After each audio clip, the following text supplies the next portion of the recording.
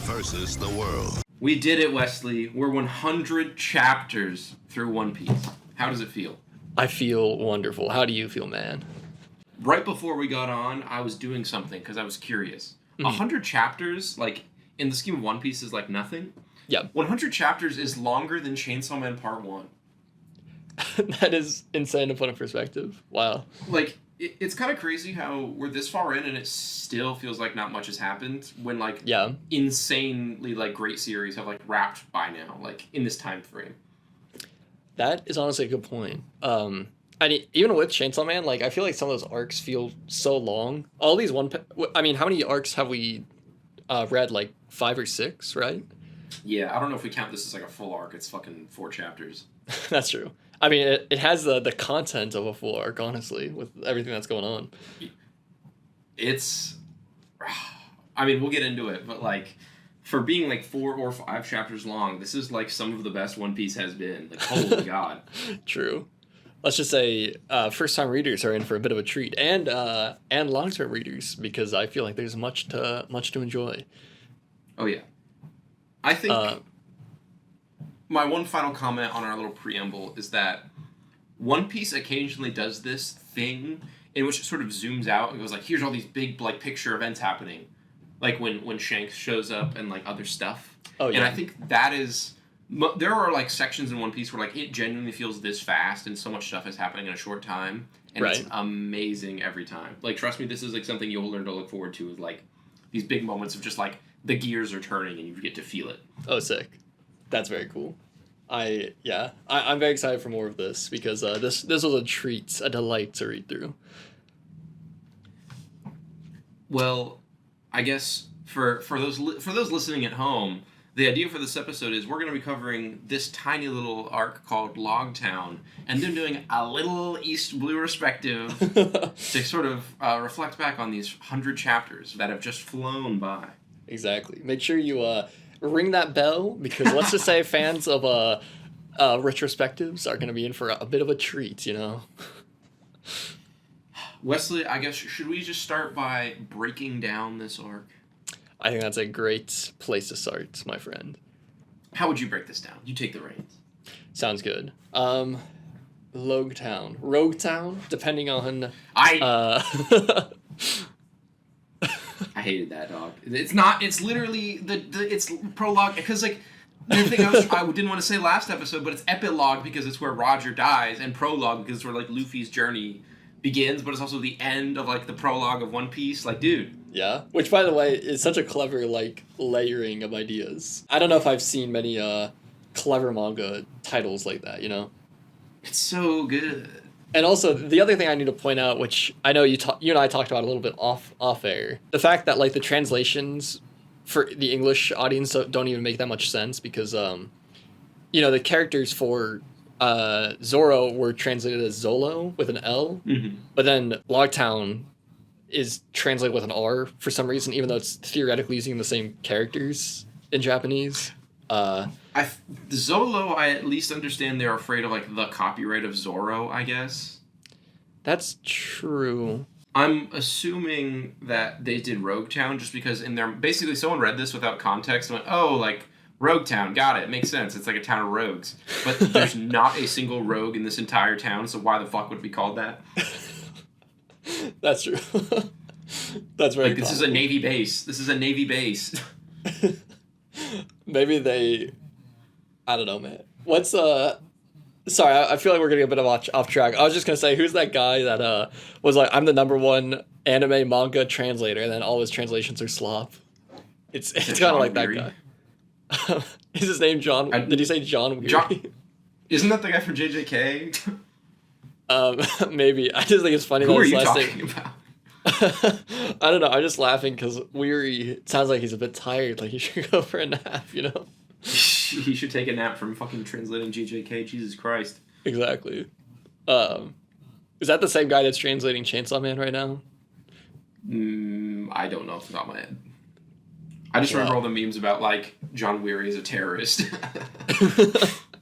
Now that is funny. Okay, I apologize. I just had to get those thoughts off my mind. Anyways, yeah, so Lougetown. It starts with this beautiful little vignette. So I'm kind of going in order here of like just the events that we see. But we start with that beautiful little vignette of just the Straw Hats hanging out. And I don't know about you, man, but I think we've talked about this in every single episode. One of the joys of reading One Piece is just seeing these characters talk to each other. It really is. I think the character interactions are still going very strong, and I think they're just getting stronger. I really like the dynamics that are formed here. I know. I mean, specifically just at the very beginning when Zoro was like, hey, I need to go buy new swords, and like Nami's like, I'll lend you money, and he's like, what do you mean, like, fuck you mean lend? True. Yeah, that's very funny. I think Usopp is he's always funny to me, but I think specifically he gets some great moments here with Sanji and Zoro specifically. Those three just have such a great dynamic. They really do. I think this little core, like these core Straw Hats really are just like every single one of them fulfills like such a distinct like role and vibe. Yeah. Like they all bounce off each other in such a good way. Like the character dynamics are so like I feel like I could write an essay about how every character in here interacts with each other. I know, exactly. I was really trying to think of like other character dynamics that are like this, where I feel like each connection between the characters feels fully fleshed out. And I don't know, man, like even as much as I love Persona 4 and those characters, I don't know if I would say like you don't see a lot of moments of like Chie and Kanji like hanging out and being buddies, just them, you know? Yeah. I think Persona, this is off topic, but Persona has a problem of like, it'll be like, yep, and Ryuji are friends, and then like, Ryuji doesn't get to be friends with like Haru, because like... Right. Which, personally, I would love to see more of that. I think... I mean, sorry, not to break off too much. I think Persona 3 is probably the game that does the best job at that, because a lot of them already have pre-established bonds.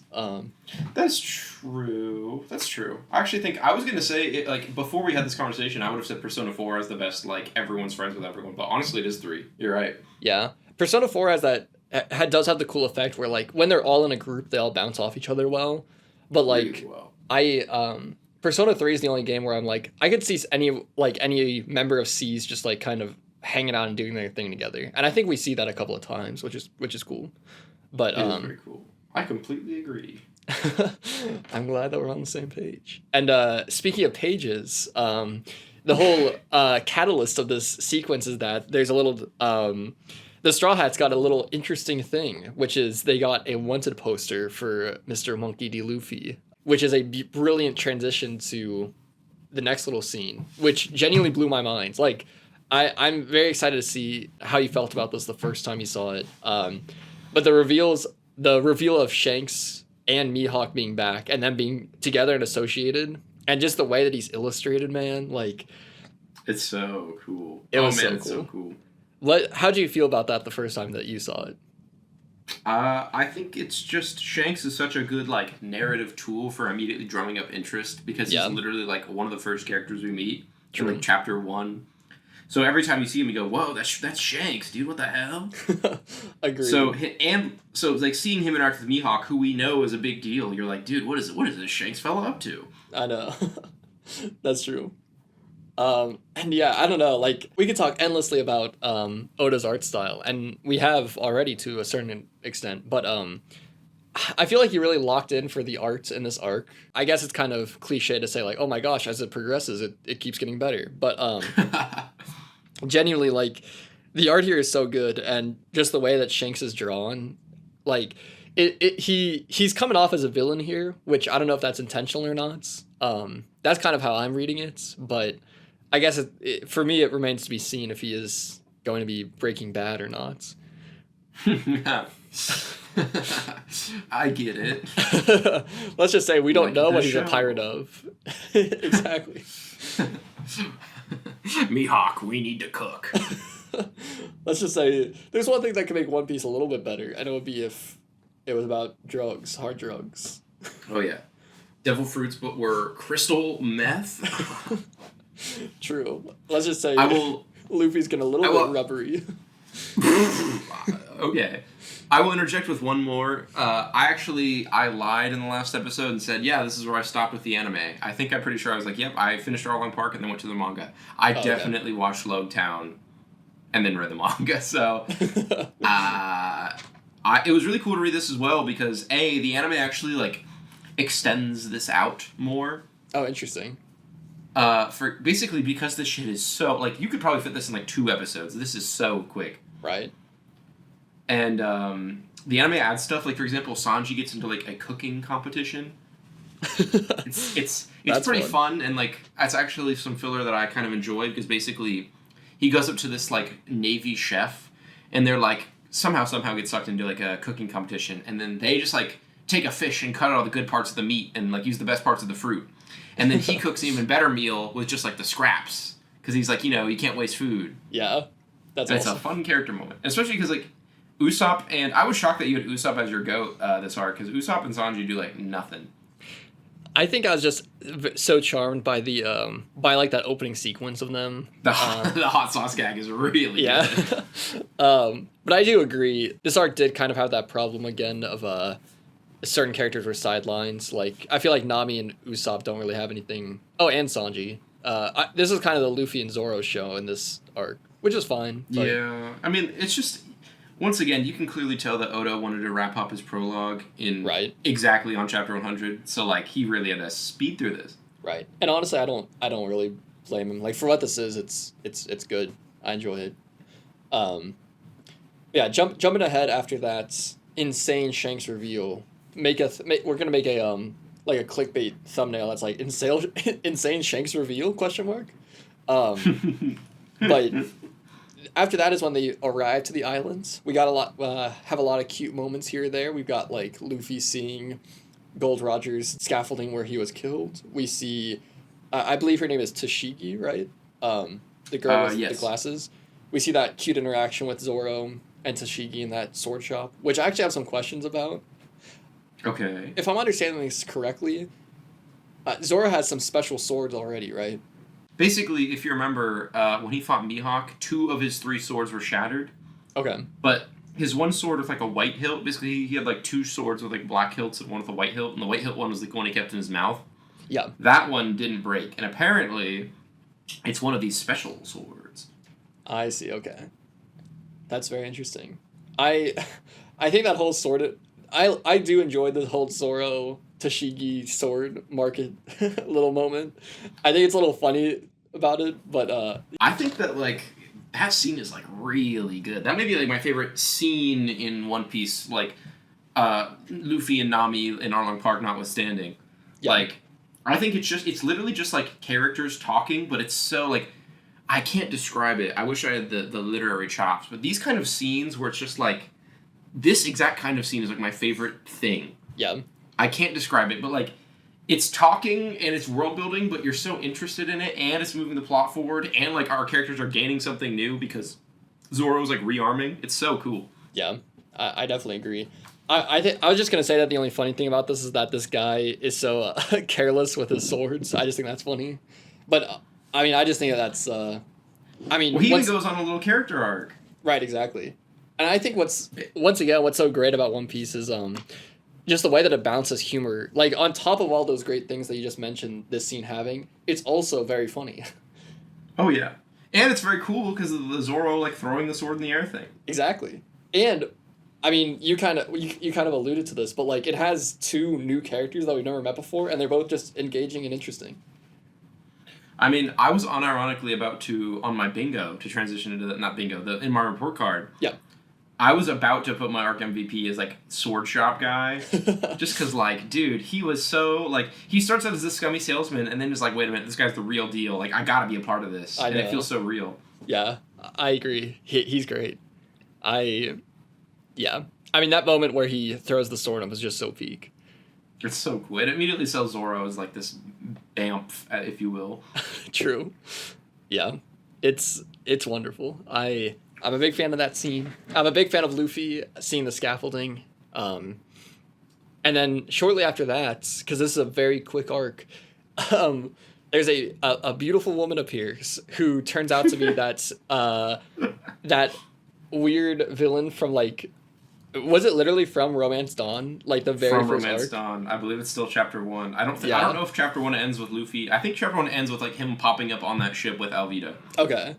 That's insane, man. That was kind of a mind-blowing moment. So it was her from all the way back in Arc 1. She's the one that was helping Mr. Buggy, our Tumblr sexy man, this whole time. And I don't know, man. This is just so much fun to me. I'm so glad that these characters already got reintroduced. And like we talked about earlier, the weird vignettes, or I should say the cool vignettes, just one panel at the beginning of these arc chapters have already started to come back. And then we get like a whole kerfuffle with Buggy's crew and the Straw Hats. It's great. And in this arc, we get to see Kobe and Helmeppo up to more stuff. Yes, true. Where Captain Axehand Morgan, who's also from like the second arc, holds his own son hostage, and then they're gonna blow them both up. And Kobe fucking pulls out his guns and says, "Oh, like, don't shoot at my friend." It's so peak, man. What the hell, Kobe? You're having a damn character arc in the little cover story. I know. Maybe this is an exaggeration, man, but I think Oda might be a bit of a genius. He knows how to put this story together. It feels so well thought out. The cover stories are like, only a madman can think of that. And exactly. He's so good for doing it. Yeah. But I'd like to jump in a little bit more with the return of Buggy. Because it feels like Buggy is a big character, a big meme in the community. And honestly, I was not expecting to see him back this early. I'm happy to, but I was certainly not expecting him to see him pop up here. I think it's a really cool, it's really cool to just see these like little 2-bit villains like come back already, and they've like gotten stronger, you know? I mean, the most surreal moment of this entire arc was on reread. Like, Luffy genuinely almost dies to fucking Kabaji, the little juggler, like, acrobat guy. True. That was crazy. Like, I was like, dude, I didn't know Kabaji knew ball like that. I know. True. What is, sorry, I keep forgetting her name, the woman that returned from the first arc. Alvida. Yeah. So she has a new devil fruit as well. Yeah. Which... I just think that's a fun little tidbit as well, because it's very funny that she ate the slip fruit and then she just got thin. That is very funny. So her powers is just like she can just slide around. She's like slick. Yeah, she's like very slippery, and I guess attacks just slide right off her. I'm not gonna lie, that sounds like kind of a gross devil fruit, but whatever. Fruit's I know. Fruit. Does it make her like slimy too? I would assume so. That's gross, man. I prefer the weird buggy fruits. Why do they both get the freak fruits, man? Yeah, and then we get to see Smoker, who has an awesome devil fruit in this one. He does. Smoker is very cool. I personally am hoping to see a bit more Smoker in the future. Can I tell you something really funny? Yes, of course. In the 4Kids dub, remember when we talked about the 4Kids version? Yeah. I believe they changed his name to Ace. Okay. Which for people in the know, that's incredibly funny already. But like, they also had to like crop out the cigars in his mouth, so I think he's just permanently like has his mouth open for no reason in the 4Kids version. That's incredible. I thought you were gonna say that that like whenever he's in the frame, it's like he's cropped to only being like it's just like a close up on his eye or something like that. That would also be fun.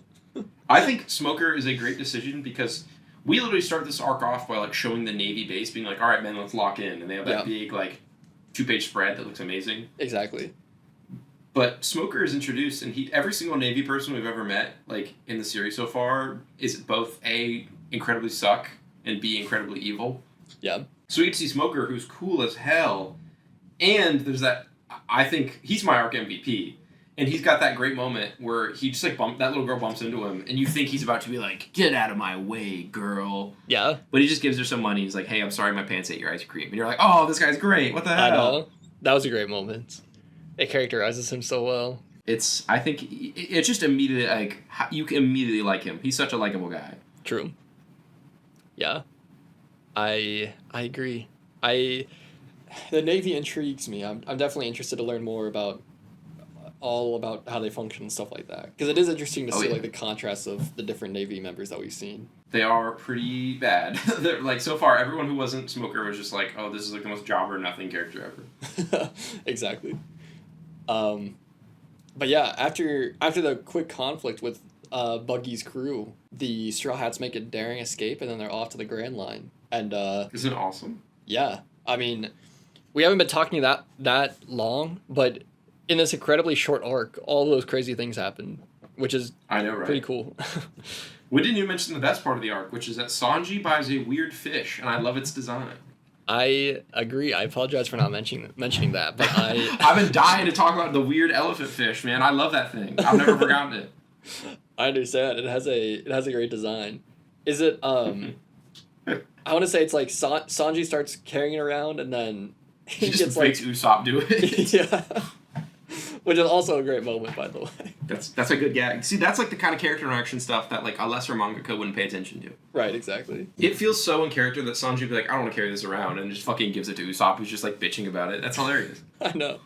Yeah, and even though we don't get like Luffy and Zoro get the bigger moments, I'd say that moment still does a lot for their characters, you know? Mm-hmm. Absolutely. I also like how most of the actual conflict is in the rain, because there is that bit where Nami can like sense the rain is coming because of her navigation skills. She can like feel the pressure change, and I don't know. I just like how it's a change of pace for the arcs, and I appreciate the difference that adds.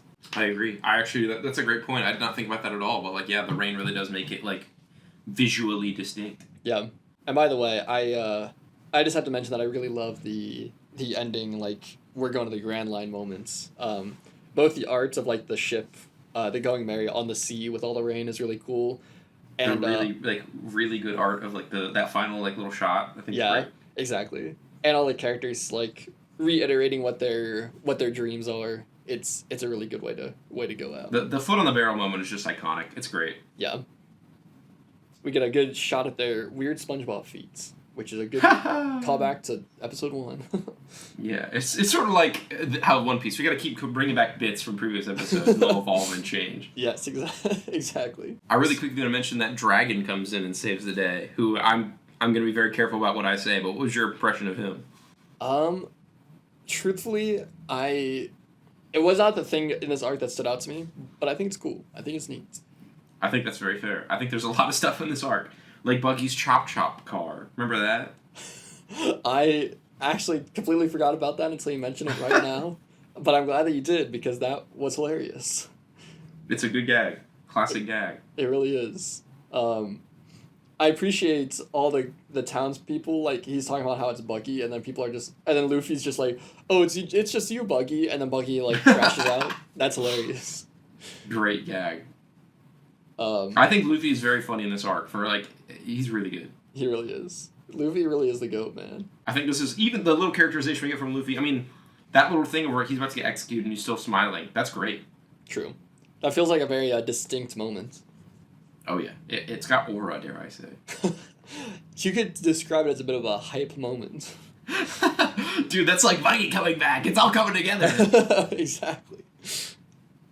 Very true, man. Well, honestly, I mean, we've only been talking a tight, oh man, it's already been 25 minutes. But I kind of think I'm pretty much done with my thoughts on Lougetown. I agree. Let's give our little arc ratings and then move on to the main attraction, the East Blue Retrospective.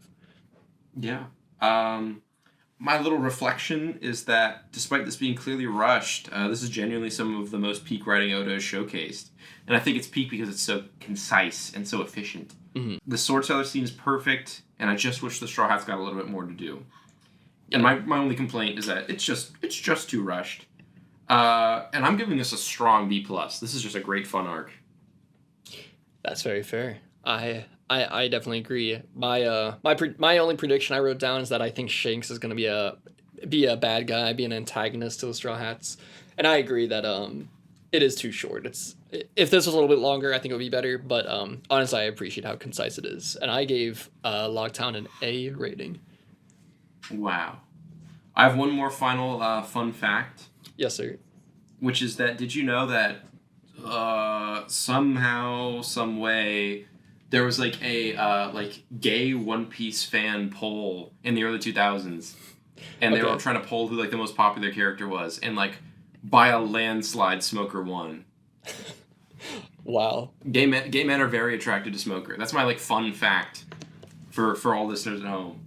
That is an incredibly fun fact, and I would also love to see this that polling to learn more. Also, one other thing I would like to comment on that I also just remembered is that Kohei Horikoshi, creator of My Hero Academia, you may have heard of him. Oh, I have. When he was a child, he sent in a submission to Ichiro Oda that was a drawing of Smoker. And then recently in the... I think it's in the One Piece like manga, basically as like a little cover, like one of the little cover pages. He redrew that fan art that Horikoshi sent him as like a send off to MHA when it ended. That's genuinely like the most wholesome thing I've ever heard of in my life. So Smoker he's got some legacy to him. He's a big fan. He's a big guy to our beloved gay men and to our beloved My Hero Academia mangaka. They may be one and the same. One could say. Mom, you didn't hear that from me. Wow. I'm thrilled to hear those fun facts. Thank you very much. I'm full of factoids, man. What can I say? But I think that brings us to the latter half of this episode, which is, let's just talk about, like, we're 100 chapters in to One Piece. What are your thoughts? Like, what is... Now that you've gone from, like, One Piece guy who knows nothing to One Piece guy who's 1/14 of the way through the series, like, what are your thoughts? I think my initial gut reaction to that question is just that I am loving it so far. This series is a lot different than I was thinking it was going to be going into it, but honestly in the best way possible.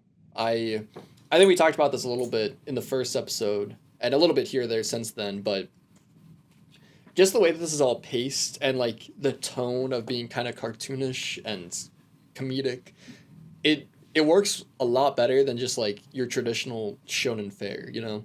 I would say that the tonal rubberness, you could say, how flexible it is one of the greatest strengths of One Piece. I think it can be serious and sad, but it can also be goofy and lighthearted and hopeful in a very pure way that I think everyone can appreciate. It makes it stand out from a lot of other shonen series that I think somewhere along the way have to give up a lot of that silliness. Yeah. I agree, man. And I think you kind of mentioned this earlier, but it's kind of insane to me that this is 100 chapters in, like 6 arcs in, the entire first saga is over, and saying like nothing happened is definitely an inaccurate statement, but like I feel like in the terms of people that would just be coming into this for hype moments and aura, I feel like we haven't really seen that. Do you know what I mean? It really has felt like, I think there's actually something so interesting about like the pacing and structure of stories, especially when it comes to long form storytelling. Mm-hmm. For example, tying this into some IRL stuff, I've been reading the Warhammer Horus Heresy books, and there's like 70 of those. Yeah. So me, who's almost done with the first book, it's really interesting thinking that the author had to balance like, I need to make this a concise like narrative that can like you will read it and just on its own and it will like stand and be interesting. But also it needs to set up a bunch of stuff, and it needs to like it can't really wrap up anything, but it still has to like work. Right. And I think it can't wrap up, you know what I mean? Yeah. One Piece is kind of going through something similar here where like despite it being 100 chapters, which is a lot, like there are some like of the greatest manga of all time that are like less than half of this. Right. But it shows the strengths of why weekly series that are this long can succeed, because we are already like building all these locations and all these characters, big and small, and we're seeing them grow in a little bit more like real time instead of like these big dramatic shifts. Yeah. It's a unique storytelling tool that only this medium has, which is time. Right. I think that's a great way to put it. And it is insane to me that, like, I'm sure Oda's taken some longer breaks here or there, but it is crazy that this is just, like, a weekly thing that's been going on for decades now. Yeah, it's a little surreal. I want to say the longest break he ever took was like 3 months or something. That's crazy. But I want to say it really is not, like, he doesn't take many breaks. He's taking a lot more now because, like, he's getting old and, like, dying. But not literally. He's just, like, this shit was starting to, it's starting to catch up to him. Yeah, I think that's very fair. This might be misinformation, but I believe I saw somewhere that there's going to be, like, a book or a manga series about Oda's life coming out soon. I did not hear about this. What the hell? I'll double check to make sure that that's true, but, my point is that I'd be very interested to see a little bit into, like, his planning process for this, because I think you and I, coming from a like film TV backgrounds, I think it's kind of ingrained with, like, the idea of show bibles, and, like, they really need to, like, a great story is going to know where to move on from, you know, like, season 1 to season 2, point A to point B. I think it's crazy to think that Oda might have had things planned before he started that are relevant, like chapter 900, for example. I mean, that unironically, that is completely and genuinely true. Like, that is how One Piece is. That is insane. And I don't know, man. Like, the amount of talent and skill that takes. I hate to just be like, I'm just gassing up Oda right now, but I think he deserves his props, you know? I mean, if I can put something into perspective, at the end of Lougetown, we see, like, dragons show up and a storm shows up. Yeah. We are on chapter, like, 1150-ish, and we still don't know, like, what, if that, like, was that dragon's devil fruit? Like, we don't know exactly what went down there. We're just, like, pretty sure that seems to make sense. He's got, like, a weather fruit, right? Like, maybe. Yeah. We still don't know. There's still stuff that we don't know from, That's like, crazy. set up right now. That's so cool. I don't know, man. I mean, One Piece, the time scale is just so crazy, and, like, the scale is so crazy. Yeah. I mean, another thing is, like, you know, I'm not gonna say that. Fair enough. But I was about to say something, not, like, spoilery, but it's just, like, I do have, like, a mind-blowing fact for you. I'm very excited to hear it. Is there any other comments you have on East Blue Retrospective, or should we get into the dang report cards? I think we're good to get into the report cards. I think, yeah, I'm really enjoying our journey so far, man. I think it's very fun. I'm having a good time. I think early One Piece is, like, there's a lot of soul in this thing, man. Mm-hmm. I agree. Looking back on East Blue as a saga. Yes. My favorite moment and your favorite moment are one and the same, because it is the correct answer, which is Nami asking for Luffy's help after, like, crying and breaking down, and him handing her his damn hat. Yep. It's soulful, man. Honestly, looking back at this art right now, it's kind of giving me chills. I won't even lie.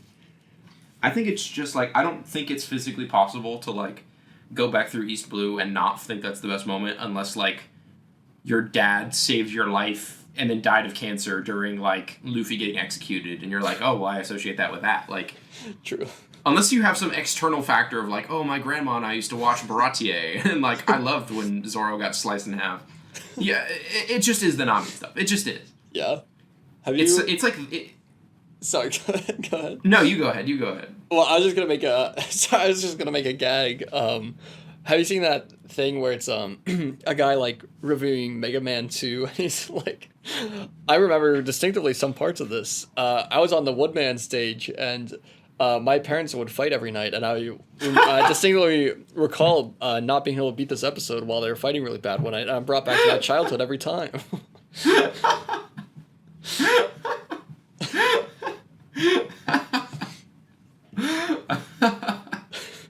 I have not heard that before, and I'm so happy you told me. I'll find it, and we can chat a little bit more afterwards. True. Dude, I'm gonna definitely... One of us needs to make a YouTube short with, like, the Woodman MIDI in here, dude. Holy shit. True. You know, there's got to be a gag, an additional gag of, like, the robot masters and the devil fruits, you know. They each have different powers, etc., etc. If you think about it, maybe Cutman ate the Chop Chop fruit. Exactly. They should. This is YouTube Prime YouTube Shorts material. Exactly. I think another comparison we could make is Buggy to the Joker. He's a bit of a niche character from the DC comic series Batman. I'm not sure if you've heard I really hope Buggy doesn't go out like Joker in Joker 2.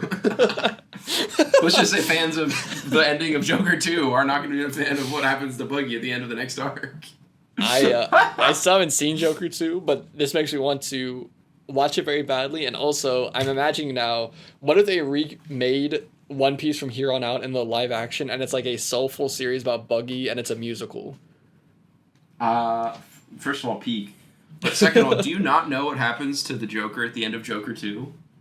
I do not. I genuinely don't know. My jaw just hit the floor. Can I spoil the ending of Joker 2 to you and everyone in the audience? Yes, please. The ending of Joker 2 is that the Joker gets in prison by a prison guard and stops being the Joker. And then I think someone stabs and kills him. But, he stops being the Joker because, a prison guard fucking pins him to the wall and has his way with him. I swear to God. What? Yeah. I am laughing, but I'm also just, in shock and all right now because, the only thing I ever heard about Joker 2 was, it's bad because it's a musical. I never heard anything like this. There were some very funny memes. I actually was thinking about this because today is the 1-year anniversary of Joker 2. Oh, wow. This is a crazy full circle then. I know. I just saw people talking about it. And it's unfortunately, it comes to a conclusion, which is Batman. There was always one way to stop the Joker. He was never one to go that far. Oh my God. Dude, what are they even... what are they possibly trying to say with that? What are they... what is the greater message of that? I believe that it's sort of a look at trauma, maybe. But isn't that traumatizing him more? Wasn't he already traumatized? Well, basically the moral of the story of Joker 2 is that Joaquin Phoenix's Joker was he's not that guy. And basically after he gets assaulted in prison, he just gets shanked by a different guy, and the implication is that guy is now the Joker. What? Yeah. This can't be real. What the hell? Yeah, that was it, all along. The real Joker was just the guy who stabbed a different Joker. That's how he became the Joker's origin story. Is he stabbed some guy in prison who was sad and then became the Joker. Dude, imagine if that's how One Piece ends. I have no idea how I'm gonna edit around this. I don't know if I can say that word. Oh my! We could just censor it, man. This is. I'm just gonna put in a Luffy Gomu Gomu no, and people are gonna what is it? What did he say? Someone tell me in the comments. Dude, well we know what food they were serving in that prison, and it was the Buggy's cut fruits. That's how they made a new Joker. I've got to ask, man. What is your opinion on Joker 1? I've actually never seen it. Have you seen Joker 2? No. Well, let's just say we got to do a episode on that. Sorry, we've strayed so far already. I just got to say that I actually think Joker 1 is kind of overhated. That's my hot take. I was gonna say, at first everyone liked it, and now everyone hates it. So I don't know. I have no read on how good it is. Yeah, I think, well, not to get too much into it, but a part of the problem that people have with it now is that I guess maybe the writer kind of took it as his excuse to write his thesis on writing or something, and we're still talking about the Joker, right? Yeah, Joker 1. Oh, okay. I wish I could remember the writer's name, but I guess he was scorned by some studio or something, and the Joker's big speech, which is a peak moment in my opinion. I guess it's Tom literally Phillips? Yes. It was literally just his soliloquy on his own life or something, and people think that's comical since he's a rich guy that has never had any problems in his life. Apparently, he wrote The Hangover. Dude. This just keeps getting funnier and funnier. He wrote The Hangover in 2009, and then 10 years later wrote Joker. That's crazy. That honestly might be what it was. Like, he was scorned after writing The Hangover. The very edgy The Hangover. Which I've also not seen, and I don't care to see at all. And now I don't care to see the Joker 2. I don't think I ever want to see a movie less. I kind of want to see Joker 1 just because it's just, I feel like it's kind of like a cultural thing where, like, people have, I think the fact that it's so divisive is interesting, but gun to my head, I would assume it's not that good, as someone who's not seen it. We were talking about another thing like this, honestly, it might have been in the podcast, but it was, it's kind of that thing where if you've never experienced, sorry, this is going to sound a little pretentious, but if you've never experienced, like, art cinema before, and you watch Joker 1, you're going to be like, oh my god, this is the greatest movie I've ever seen. But if you've seen, like, a lot of, like, quote-unquote arts or, like, elevated films, that kind of stuff, you're probably not going to be that impressed. That's kind of my reading on it. I think that is basically word for word my impression of things, especially because I remember when it first dropped, a lot of, like, film people were like, this is just Taxi Driver but worse, and then a lot of people who only see, like, Marvel movies were like, this is the saddest thing I've ever seen, right. Which doesn't speak too well to the quality of a movie I've not seen. I will say there is one scene that's pretty shocking that I think actually works pretty well. That is not the this scene in Joker 2 that's also pretty shocking. I mean, did you see that weird thing where Tarantino was like, this is actually my movie of the year? For Joker 2? Yes. You know what? My hot take is that Joker 2 is probably not as bad as people say. It doesn't seem good, but I think it's an interesting... The other thing I've heard about Joker 2 is it's basically a response to Joker 1. I've heard that too. Basically people rallied around it too much, and then they're like, no, the Joker is stupid. And I don't know if that was the message that you should be portraying. I mean, once again, I'm not seeing the fucking movie, but... Right. I mean, we're so off topic right now. That's true. Finish your thought. Yeah, my last thing I was going to say is that that does seem cool. I honestly even think the musical parts are cool. I cannot fathom any world. Genuinely, I cannot imagine any version of the events you're describing at the end of this movie being, like, sensible or good. That's my final thought. I can respect it for being not safe. Like, this is not a safe decision, like, not a studio-mandated, like, safe thing. Yeah. I'll give you that. I agree. I will at least respect it for not just being, like, more of the same or pandery. I will give it that, but it does not sound good, I'll be honest. I agree. Well, to wrap this up, happy 1-year anniversary to Joker 2 on the day that we're recording. And that's the episode. That's the episode. Let's just say, originally the thumbnail was going to be like a clickbait. There's a big reveal about Shanks. Today, we're redoing it. It's going to be, we've got a big reveal about Joker 2. And let's just say, people are not going to like it. I'm definitely going to try and do a mock-up edit of Shanks in the Joker makeup, I'm not going to lie. You just got to give him that devil fruits. You want to know how I got these scars? I know how he got those scars. You don't know. Actually, it's not even been confirmed, but there's a theory. About Heath Ledger's Joker? No, about how Shanks got his little eye scars. Oh. It's just like how Nick Fury got his scars in Captain Marvel. Isn't it like a cat? Yeah, it's like Captain Marvel's cat, like, is a little scratchy. And that's tough. Yeah. Anyways, who is your Saga MVP? My Saga MVP is Gin. I was very surprised to see that. Not to be confused with Gin from Bleach, who I love. Might be another side tangent. You're springing. Yeah. But basically, when I'm looking back at East Blue Saga, I'm a human being. I'm biased. Yeah. And I go, oh my god, I love Sanji, and I love all these characters. But from what I have seen in East Blue, the storytelling, the writing that I was most impressed with was Gin. That's very fair. And this is definitely because he just his ending is that he fucks off and dies. Like, he has kind of stuff off a full arc, like, right now. Yeah. But I appreciate so much that, yes, we were talking about, the grandiosity of the storytelling and, the pacing. and like how, you know, we're not getting like these dramatic shifts and whatnot because like we still have so much time with these characters to spend and so much like growing. So Baratier being like 20, 30 chapters and like introducing the side character, we have to like learn who he is and then like see him like die in that time. And like we have to like care about him, we have to care about his sacrifice, we have to care about his connection with Sanji, and like we have to like understand his like pride and his honor. Yeah.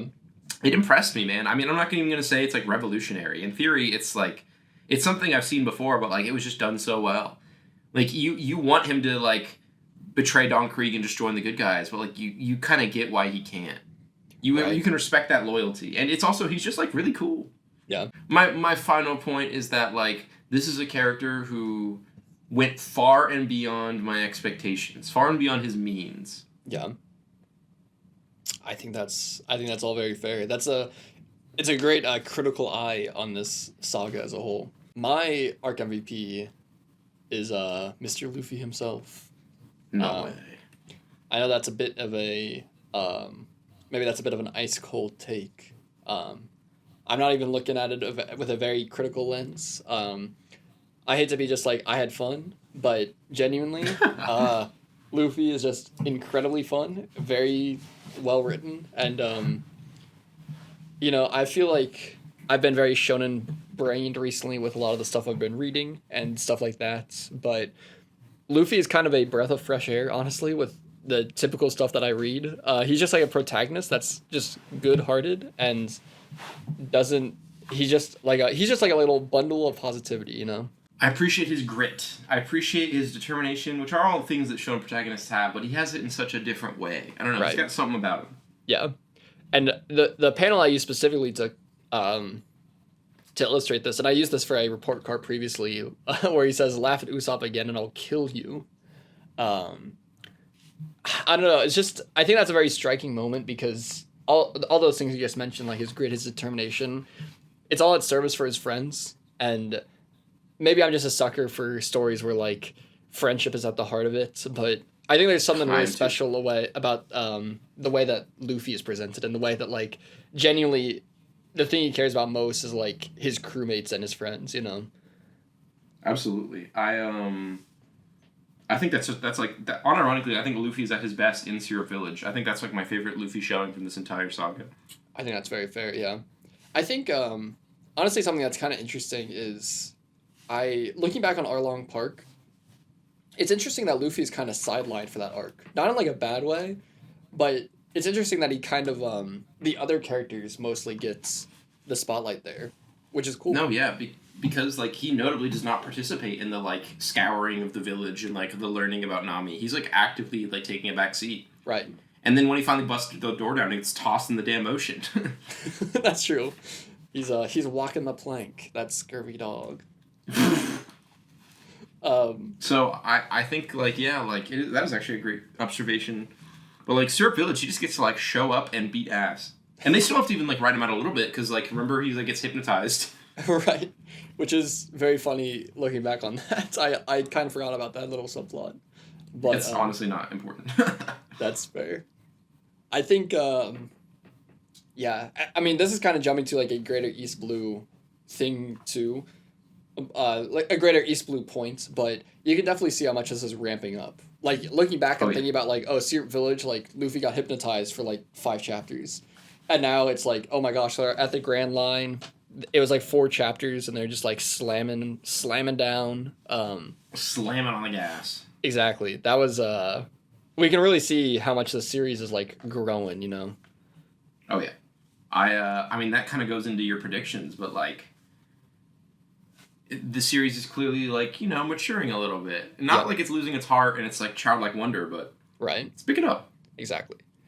Yeah. I mean, before we jump ahead to the prediction / reflection, I'd love to hear a little bit about your Oda art appreciation. My Oda art appreciation, which I actually forgot to mention for Lougetown, was that lovely shot. It was actually a cover page in which Bogart is the guy with the fedora and the katana, by the way. His name is Bogart. Oh, yeah. Maybe Bogart or Bogard, I forget. But he's like a weird Scrunkle character that, like, there's a big meme in the community of there's, like, one guy on TikTok who's like, I am Bogart's biggest fan. That's awesome. Which is really funny. But yeah, he like slices and dices Kobe's pistols, and it's really cool. And also like Kobe's expression is really funny. True, that is peak. But my art appreciation in the past 100 chapters, I unironically think my favorite thing is just like Kuro silhouetted against the big crescent moon with all the dead Marines. That shit was so cool. It is very cool. I agree. Oda has a lot of great shots like that where there's just so much detail crammed in. Oh yeah. And what about yourself? For my little Roguetown art appreciation, it was just the chapter 100 cover page. It's just a cool spread. It's really good. I like all the characters, and I like the skull and crossbones is really cool. I like the weird fishies. It is really cool. It is pretty fun. This might be a bit of a scrunkle pick for my art appreciation for the entire saga. I just adore this picture of Luffy and the dolphin drinking juice. It just goes to show like the fun heart of the series, and it still has that like signature Oda like attention to detail. I think that's one of his greatest strengths. Is like when he wants to, he can cram some detail into his shots. Oh yeah, it just has soul. What can I say? Exactly. It's if nautical nonsense is something you wish, man, then panels like this gonna really make you tickled pink. It's really gonna make you happy. Tickled yellow. Just like I'm watching the Bob. You know this meme? I actually saw a great evolution on that meme today, where somebody watching the Smooth Criminal music video, and it was like, my teacher thinks I'm paying attention. I'm actually back here watching the Jack, and it was Michael Jackson. That's pretty good. That's a great meme. Thank you for sharing. You're welcome. You know, we could make one of this and be like, Professor thinks I'm paying attention, and I'm actually just watching the monkey, and then it's Luffy. I'm watching the D. No, that's good. We should do that. No, that's good. Write that down. That should be... Editor. Can we rename the podcast? The D.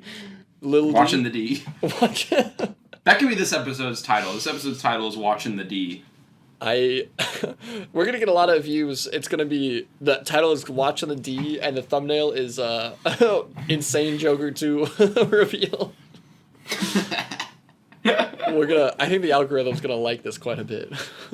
We gotta content farm as much as we can. More like Aura Farm, man. Ooh. Because that's we can't stop. We gotta stop bringing up damn soul leveling, man. We can't bring it up like every episode. I think that's the best recurring bit we have, man. We gotta play to our strengths. No, that's not our best bit at all. We should do a solo scratch it. It's a solo leveling reveal instead. What if this was all like the prologue to our solo leveling podcast? I swear there's like a meme or a clip, but it's like somebody reads a bunch of something and then they flip the page and it changes. It's like, what if this whole time you've been setting me up thinking I'm reading One Piece, and then I like flip to chapter 101 and the rest of it is just unchanged solo leveling? That would be the funniest bit I could ever do. I like give you a volume of One Piece, but all the pages like taped over. Yes.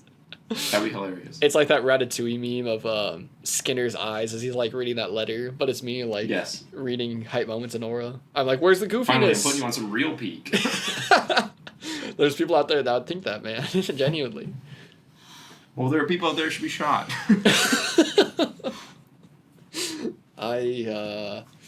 Research speak my language. Well, I think that wraps up everything except for our little predictions and complaints for our these last 100 chapters of ours. Yes, sir. Do you want to go through your reflection first? You know what? I think I will. What I wrote is, for all the audio listeners at home for this podcast, which I assume is most of you, it's crazy to think about how much of One Piece is both here shining brightly and hasn't come yet. Such a strong vision feels rare, and not only in manga, but literature in general, and will only grow exponentially from here. That's very well written. And I think it's I think the phrasing of exponentially is very intriguing. I think One Piece's like sheer force of personality is genuinely just one of its greatest strengths, and I think that's probably my favorite thing about these past 100 chapters. Yeah. I definitely agree with you, man. And what are your predictions? Mine is a pretty concise. I just for all the audio listeners at home, I just said series is really going to pick up. We're probably going to see some more action or drama, maybe both. I'd also like to see some more combat on ships, especially now that we're kind of sailing out into the open waters. I think that might be a cool thing to see. Oh yeah, I agree. And yeah, let's hit our complaints real quick. And then we can be done with the first 100 chapters of One Piece. That's crazy. That is insane. The first saga of this podcast is over. I said that despite Arlong Park being a fantastic showing, East Blue really does feel pretty quaint, and that's intentionally so, but I don't think that means I'd come back to the saga very much. And I'm someone who likes shonen when it's quaint, but I feel like I've just seen quaint shonen done a little better. Mm-hmm. It's very rough around the edges in both narrative and action. I just think straight up, like, Oda's storytelling and, like, fights are just going to get a lot better. I think what's exciting to hear for you probably is that, like, basically every single thing he's doing here is going to be done better later. Like, there's not a single moment where I'm like, this is the best One Piece will ever do at this. Yeah. I mean, that is insane, and that does make me very happy to hear. So, I think it's just, and once again, it's impossible for me to separate my thoughts from, like, the future knowledge I have and experiences, but my conclusion is basically just, I'm a lot more excited for what's to come. And what's your saga rating, sir? I gave this saga a lovely B-. That's very exciting. My complaints, I wrote, it's a genuinely very good start. There's some issues for me here or there, especially with the contrast between humor and seriousness that we've touched on here or there throughout these episodes. But honestly, it was very enjoyable. And like I was saying earlier, I've been having a blast reading this, but I'm excited to see where this goes from here. And I'm giving the East Blue Saga a B+ rating. That's what I like to hear. And I gotta say, on Retrospective, it's kind of crazy how I think Lougetown and Baratie are two arcs that I've always had a huge soft spot for, but are pretty unpopular in the grand scheme of, like, One Piece. Like, not a lot of people talk about either of them, which is a damn shame. That is a shame. People will be talking now that there's that $300 Lego sets on Lego.com. And you can listen to our special Lego episode to hear more about that. And you can subscribe to the Shonen Jump app TM to read One Piece for yourself. The official Shonen Jump app, the world's most popular manga. You know the tagline. But I've been reading it. I check the Shonen Jump TM app every day. It's like my well, I'm not gonna say that, but let's just say I look at I use it a lot. I like it a lot. You know, I came into this world out of a woman, but I came into it for the pages of Shonen Jump. That's all I'm gonna say. That's delightful. Well, Reese, why don't you give us a little bit of a sneak peek at what's to come? As in, like, the next episode, or just, like, One Piece in a whole? Our next episode, like, 6 or whatever the hell we're on, is going to be covering 2 small arcs. That being Reverse Mountain from chapter 101 to 105, and then Whiskey Peak from 106 to 114. I think fans of Rorin Orizoro are in for a little bit of a treat. Sounds alcoholic. Yeah, Reese, what do you think is what's give us a little bit of sneak peek of what's to come for the human race? Death and despair. Let's just say it's never been more over. I think looking at this like Monkey D. Luffy, I'm let's just say, buddy, I'm smiling right here, and thank you very much for being on this journey with me through the lovely One Piece series on the official Shonen Jump app. Don't forget to ring that bell. There's 3 things. I'm going to give you a sneak peek of what you're going to do personally as the listener. You're going to like this video, subscribe, and ring that bell. If you want to add in another thing, if that's not enough for you, you could leave a lovely comment. Thank you.